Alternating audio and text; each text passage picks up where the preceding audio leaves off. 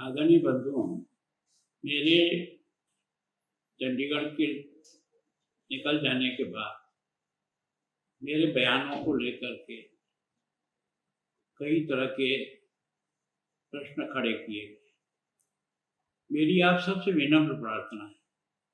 कि मेरा भाषण शुरू से लेकर आखिर तक एक बार आप सुन लें, मेरे भावों को सुन लें, मेरे शब्दों को सुन लें, मेरे मन में प्रताप के प्रति कितनी श्रद्धा है, आस्था है, विश्वास है। पहली बार मैं नया 33 साल की उम्र में एमएलए बनकर गया था, तब मैंने आग्रहपूर्वक प्रताप के इस शौर्यपूर्ण जीवन को मेवाड़ में स्थापित किया जाए। घर घर गांव गांव लोगों के मन में प्रताप की उस जीवन को लोग नज़दीक से देख सकें, उसके लिए मुख्यमंत्री भरत सिंह जी से निवेदन करके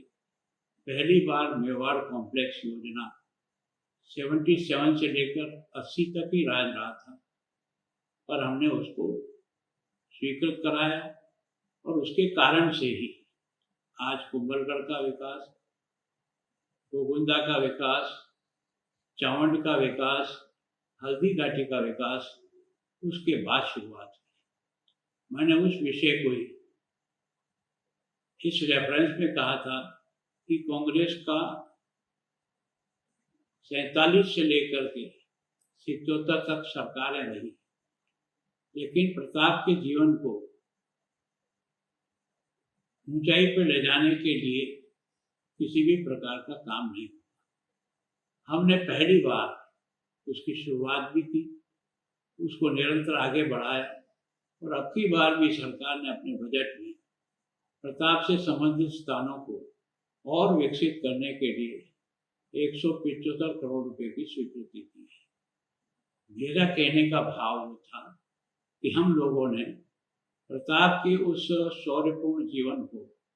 जन जन तक पहुंचाने, आने वाले पर्यटक को भी प्रताप की गाथाओं से परिचित कराने के लिए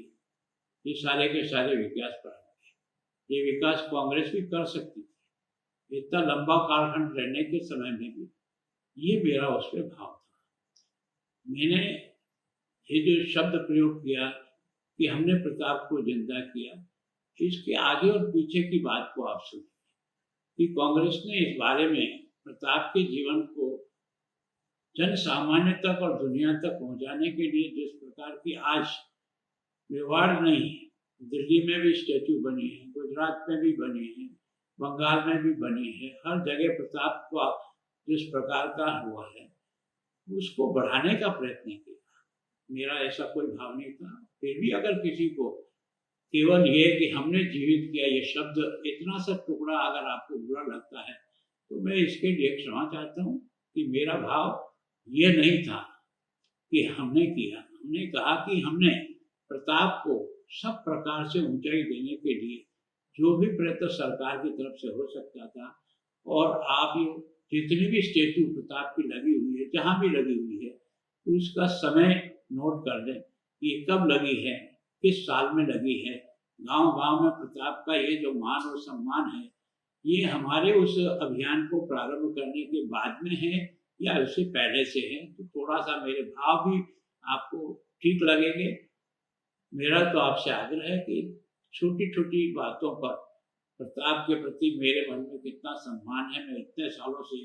प्रताप जयंती पर जो कार्यक्रम नगर पालिका जो बाकी सबके सहयोग से, समाज के आप ही के समाज के सहयोग से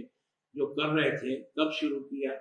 कब इसको हमने कहाँ तक ले जाने का प्रयत्न किया। अगर सम्मान नहीं होता तो क्या ये कार्यक्रम हम नगर परिषद के अपने बजट से और फंड से इस प्रकार के कार्यक्रमों का आगे बढ़ा सकते थे। मैं सोचता हूँ कि मेरा जो विषय है, मैं चाहता हूँ कि मेरा पूरा भाषण शुरू से लेकर आखिर तक सुनने के बाद